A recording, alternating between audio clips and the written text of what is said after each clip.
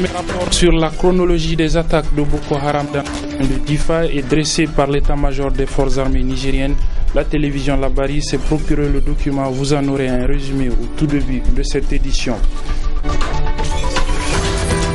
Les forces de défense et de sécurité soutenues par différentes structures de la société civile dans le combat qu'elles livrent contre la secte islamiste Boko Haram. Dans ce journal, vous suivrez celle du Forum pour une citoyenneté responsable du MPCR, mais également du cadre permanent de réflexion et d'action des syndicats d'enseignants de notre pays. Mesdames, Messieurs, bonsoir et bienvenue dans cette édition que nous débutons par cette note nécrologique. En effet, le monde de la presse nigérienne est en deuil avec la disparition de notre confrère Arzika Dambagaji, animateur et journaliste au niveau de la première radio privée de notre pays, la RM. Arzika Dambagaji, qui est par ailleurs le directeur général adjoint de cette radio. Il a été inhumé cet après-midi. Souleymane Mouni Barma y était.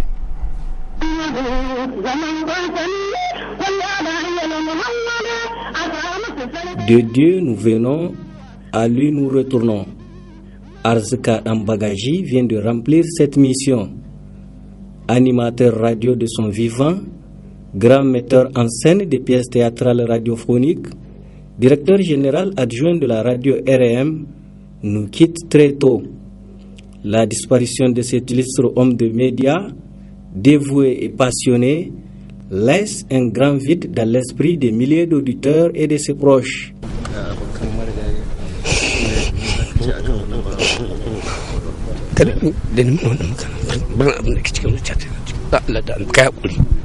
D'inestimables souvenirs restent gravés dans la mémoire de ceux qui l'ont côtoyé. Arzika Dambagaji est un homme modèle. Arzika Dambagaji est un homme honnête, un grand journaliste, un démocrate, à la fois défenseur des droits de l'homme.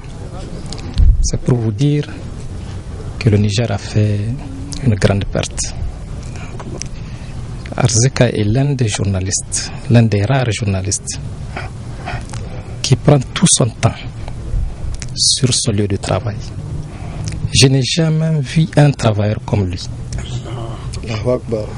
Et voilà que Dieu a décidé autrement. Prions pour lui, pour qu'il accepte dans son paradis. Chaque jour, Arzika le répond à l'appel de tous les Nigériens, de tous les pauvres Nigériens.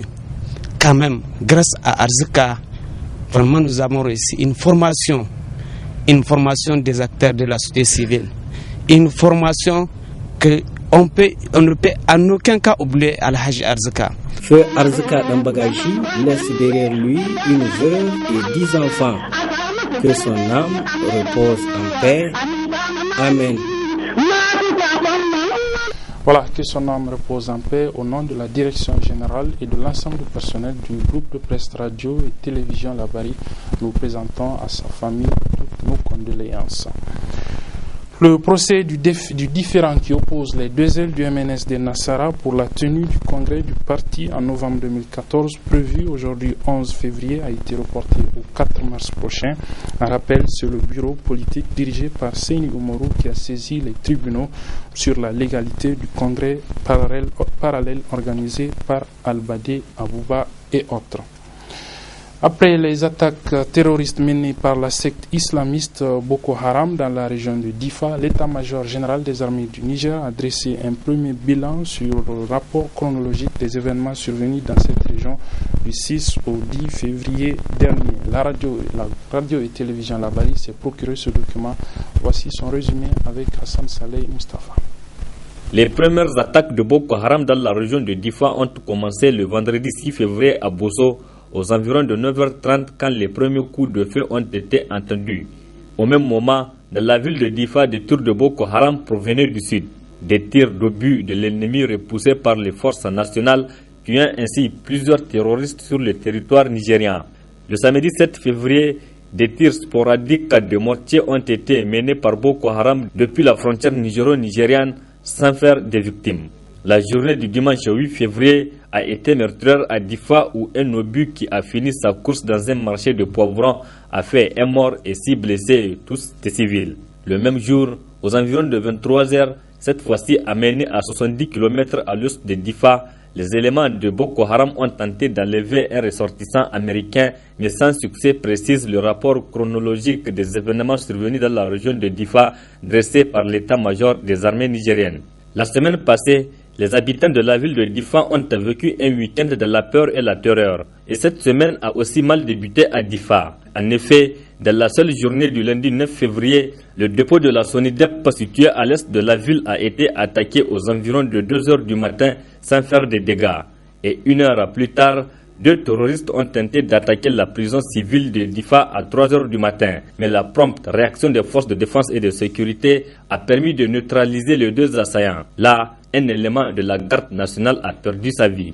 Toujours la journée du lundi, vers 17 h, une femme kamikaze s'est fait exploser à côté d'un camion vers la douane, faisant 6 morts et de nombreux blessés civils. Hier mardi, à Bosso, des tirs de contre-batterie de forces armées nigériennes ont permis de détruire l'élément de Boko Haram qui effectuait des tirs de mortier de l'autre côté de la rive de la Komadougou. Et à Ngingimi, vers 21 h, des tirs de harcèlement ont été effectués par quelques éléments du groupe terroriste du côté nord-ouest de la compagnie de Ngingimi. Aucun blessé n'a été enregistré, conclut le rapport. Voilà, et puis je vous donne lecture de ce communiqué de presse de la Commission nationale des droits humains justement sur ces attaques. Le communiqué est ainsi libellé. Depuis le 6 février 2015, la région de Difa est la cible d'attaque du groupe terroriste Boko Haram. Une série d'attaques qui se sont soldées malheureusement par des pertes en vies humaines et blessés.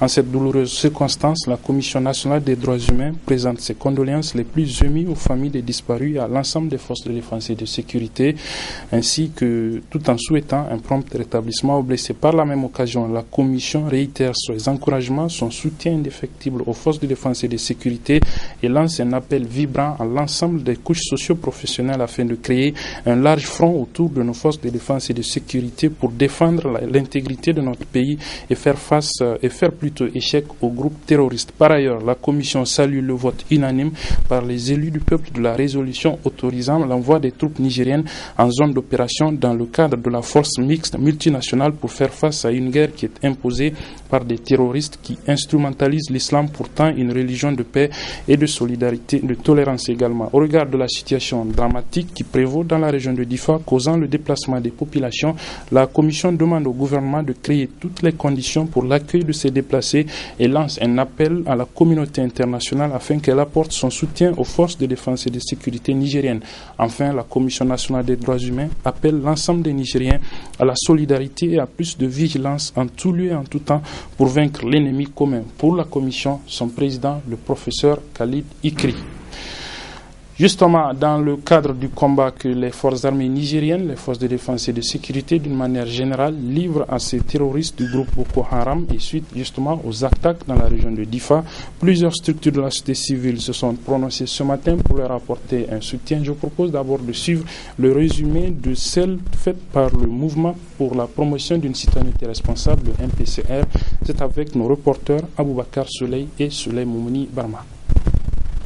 La situation sécuritaire née des attaques perpétrées par Boko Haram dans la région de Difa préoccupe le mouvement patriotique pour une citoyenneté responsable, objet de ce point de presse.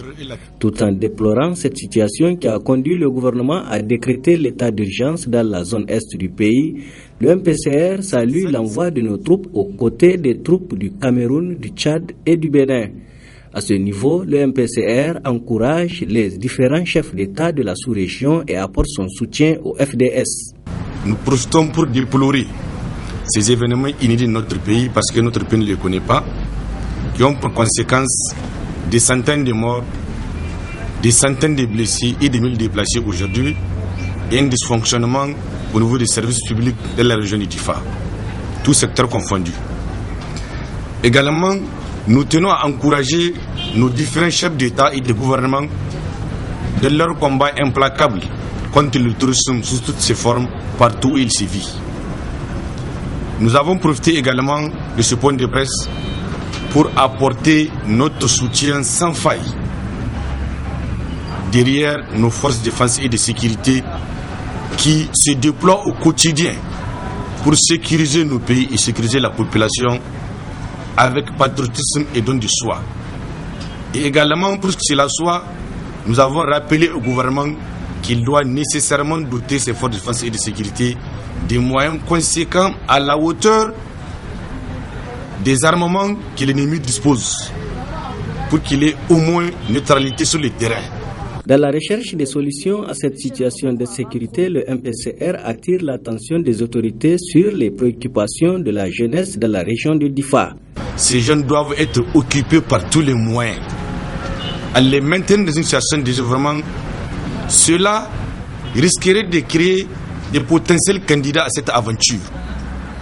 Et c'est pourquoi nous estimons que l'État ou le gouvernement dans sa mission régalienne doit œuvrer sur l'ensemble du territoire national pour que ces jeunes recouvrent le plus tôt de l'emploi ou du travail, qu'il soit temporaire ou qu'il soit permanent. Cela évitera des situations fâcheuses. Le MPCR lance un appel à l'endroit de la population afin de former un bloc derrière les forces de défense et de sécurité nigériennes dans ce combat contre Boko Haram. Le Forum pour une citoyenneté responsable, lui également, a condamné ces attaques dans la région de Difa et apporté son soutien aux forces de défense et de sécurité. C'est dans une déclaration rendue publique toujours ce matin. Elle nous est résumée par nos reporters Halidou Bourema et Michel Deji. C'est la situation sécuritaire à Difa suite aux attaques des éléments terroristes de Boko Haram qui est au centre de cette déclaration. Face à de telles agressions, le FCR appelle tous les Nigériens à soutenir et à se mobiliser autour de nos forces de défense et de sécurité. Le Forum pour une citoyenneté responsable FCR, conscient de la gravité du danger que représente cette menace de Boko Haram et la nécessité d'une victoire contre l'obscurantisme et la négation du droit à la vie, salue le courage et la détermination dont ont fait montre nos forces de défense et de sécurité lors de l'attaque de la ville de Bosso. Se réjouit du vote patriotique de l'ensemble des députés nationaux, majorité opposition parlementaire, en faveur de la résolution qui permettra l'envoi des forces en guerre contre nos ennemis. Demande à tous les Nigériens de rester vigilants et solidaires et de dénoncer tout suspect aux autorités compétentes. Propose l'ouverture d'un compte national de solidarité pour recevoir la contribution des Nigériens afin d'aider les victimes de la guerre. Le FCR a enfin lancé un appel à l'endroit de la communauté internationale pour une meilleure prise en charge des victimes et les personnes déplacées suite à ces atrocités de Boko Haram qui ont endeuillé plusieurs familles dans la région de Difa.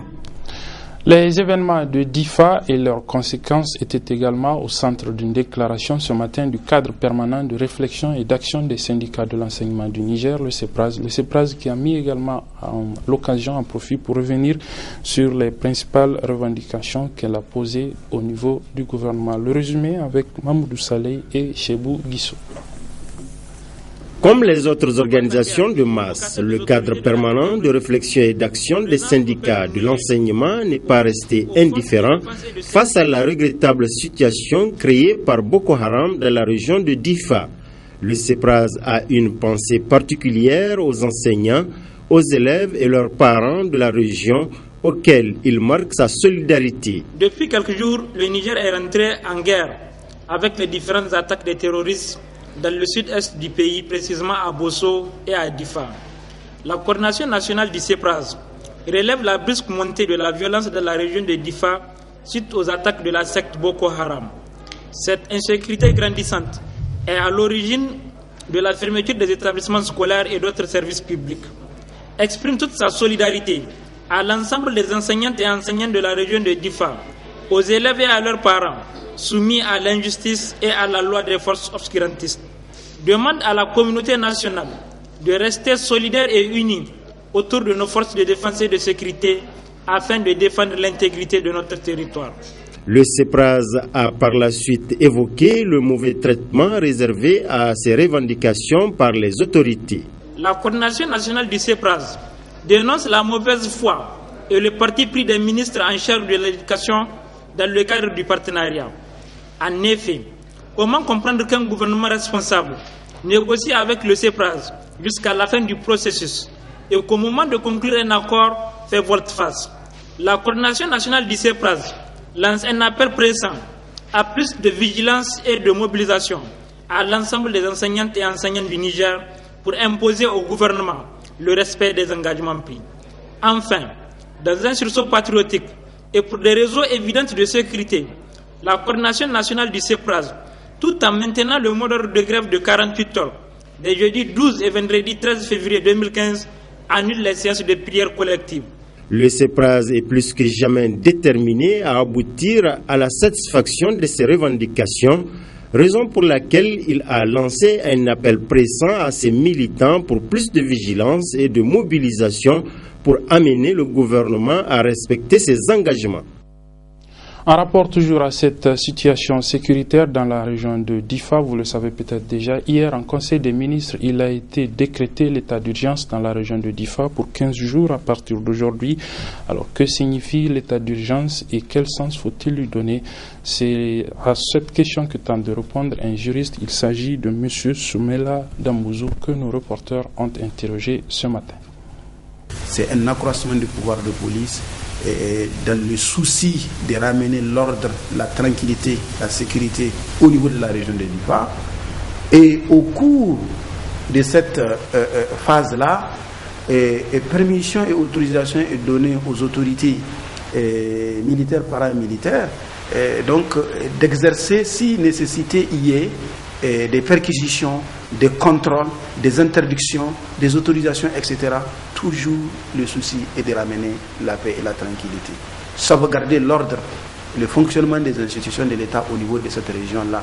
Voilà l'objectif et le souci fondamental de l'état d'urgence. Ça rentre dans la droite ligne des pouvoirs qui ont été prévus en ce qui concerne le pouvoir exécutif, c'est-à-dire relativement ici au président de la République en tant que premier responsable de la gestion de l'État. Et cela a été pris en conformité avec la Constitution et la loi relativement à l'état d'urgence qui date de l'année 1998. Donc ce n'est qu'une mesure, et vous avez vu, ce n'est pas une mesure définitive, c'est une mesure qu'on prend provisoirement. Elle a un délai bien circonscrit, tout ça pour éviter, comme ça remet en cause les libertés, le texte constitutionnel a bien voulu délimiter la périodicité. Elle va durer 2 semaines. Donc, et au-delà maintenant, il y a encore d'autres conditionnalités qui exigeraient certainement l'intervention de l'Assemblée nationale en tant que représentation nationale. Mais pour le moment, nous ne souhaitons même pas qu'il y ait cette prorogation. On souhaite qu'il y ait la CAMI, qu'il y ait le retour de la paix et que les pouvoirs, les institutions militaires que nous avons sur le terrain puissent maîtriser véritablement la situation, puissent arrayer cette menace-là pour l'intégrité de notre territoire, pour qu'il n'y ait même pas cette prorogation qui, elle aussi, elle a été prévue par les textes de la République du Niger. Dans le cadre de ces activités, le centre culturel franco-nigérien Jean Roche de Niamey a procédé ce matin à la remise de cartes d'adhésion à plus de 400 enfants, jeunes scolaires de la région de Niamey, pour leur permettre donc d'accéder à la bibliothèque de ce centre, mais également aux différentes activités culturelles qu'organise le dit centre. La cérémonie a eu lieu ce matin. Voici le résumé avec nos reporters Ibrahim Abdou et Nasser Dantofo. Ce sont plus de 435 élèves d'une quinzaine d'établissements du secondaire qui se sont vus décerner gracieusement des cartes annuelles du centre culturel franco-nigérien Jaroucha. Ces cartes leur permettront ainsi un accès à la médiathèque du dit centre, un fruit du parrainage moral et financier de l'écrivaine et psychanalyste française Marie Darieusque qui a bien voulu monnayer son cachet en carte d'accès CCFN lors de la semaine littéraire au Niger du 14 au 18 avril 2014.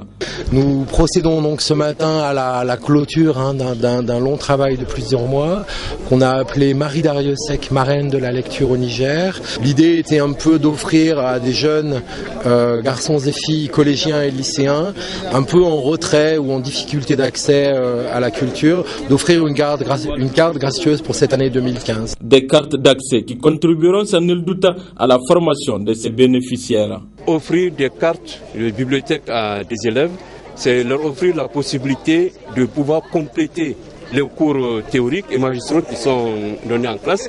C'est leur donner une opportunité de trouver une structure où ils pourraient effectivement travailler pour aller vers des découvertes. Une bibliothèque, c'est toujours un lieu de découverte. Ce geste est un geste qui vient accompagner nos activités de classe, parce que ça va permettre aux élèves de continuer de renforcer les acquisitions de classe, ça va permettre aux élèves d'aller vers eux-mêmes la recherche et donc la découverte. Et vraiment, ce sont des gestes qui renforcent leurs capacités. Marie Dareska avait assuré des rencontres et ateliers en direction des publics nigériens.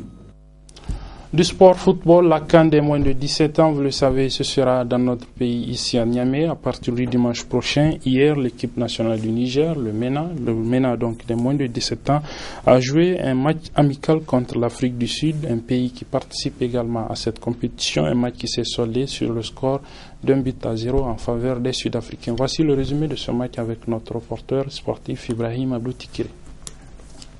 Face aux cadets de la nation arc-en-ciel, le MENA cadet n'a pas sorti le grand jeu. Et les rares occasions du match ont été en faveur des Sud-Africains qui ont remporté la partie sur le score d'1-0. Côté nigérien, beaucoup de regrets avec les 2 pénaltys ratés, mais aussi un niveau de jeu produit assez bas. Mais le staff technique et le président de la commission équipe nationale de la FENIFOOT ont leurs arguments. Bueno, las sensaciones con las que me quedo son buenas. Nos ha costado un poco entrar en el partido, nos queda todavía tiempo, mucha experiencia. Sé que el torneo está aquí, pero yo creo que si jugamos tranquilos, como sabemos y como llevamos trabajando, yo creo que el equipo mejorará más y se ha podido ver que hemos plantado cara a una selección buena como es Sudáfrica. Wai gambolin da aka buga ku da kun gani ya ga musu kokari don mun ce guda biyu kenan muka bata amma South Africa ba equipe Africa do Sud ba karamin equipe bane amma kun ga mu da su kun ga kamar muna bisan su amma kafin dai Allah ya da ran dimashe kai kun ga sabon equipe Allah ya da maga fa dake. Hombre, todo no está a ganar, pero no hay ningún problema, esto no es el torneo, lo que hemos visto, las sensaciones son buenas y yo me voy contento con ganas de trabajar esta semana. Wai gaskiya ba daɗi kamar da ekipin da ya lose wannan dai kowa ya sani amma kan tamkar kamar aikin da ekipin ya yi sun yi aiki kwarai an ci mu da amma mun yi aiki a kwarai so shi wanga ya yi kamar match amical ne so mu duba abin da zai faru dimanche mu da Nigeria Allah ya da. Est-ce qu'il n'y a pas des inquiétudes par rapport à cette bête à quelques jours quand même de ce match quand même décisif contre le Nigeria? Bon, moi ayant suivi l'équipe tout ce temps, je n'ai pas d'inquiétude. Celui qui a vu l'équipe aujourd'hui seulement peut peut-être avoir certaines études. Moi, ayant vécu avec l'équipe, et puis tous ceux qui sont autour de l'équipe, qui ont vécu avec l'équipe, c'est qu'aujourd'hui, ce n'est pas du tout le jeu de l'équipe. Ils sont un peu crispés, ils sont un peu angoissés, on ne sait pas, il faut chercher. Et ils sont fatigués aussi. En 2 semaines, c'est le 7 match. Ce match amical entre le MENA cadet et les cadets sud-africains a permis aux supporters du MENA de voir le visage de leur équipe à moins d'1 semaine du choc contre le Nigeria en match d'ouverture de la CAN des cadets Niger 2015. Voilà, et pour refermer cette édition, un fait assez rare pour être souligné, il s'agit d'un accident de la circulation qui a pour bilan 3 jeunes dromadaires tués et 2 de leurs conducteurs qui ont été blessés. L'événement s'est passé dans le 5e arrondissement communal. Adam Soumana pour le récit. Ces 3 dromadaires gisant sur le débord du goudron sont des victimes de la route. Un accident qui serait survenu dans la nuit du mardi à ce mercredi. C'était dans les environs de 2 heures du matin. J'étais même au lit quand on m'informa sur cet accident produit par un de mes véhicules transportant du pain. En dehors de ces animaux qui ont trouvé la mort, 2 gens les conduisant selon toute vraisemblance à destination de Saï seraient blessés. Dans le véhicule, c'est seulement celui qui était avec le chauffeur qui a eu une égratignure. Alors, plus de peur que de mal, étant donné que les vies humaines sont épargnées. Voilà, et c'est sur ce que se referme cette édition. Mesdames, Messieurs, merci de l'avoir suivi. Les programmes continuent sur la télévision Labari. Au revoir.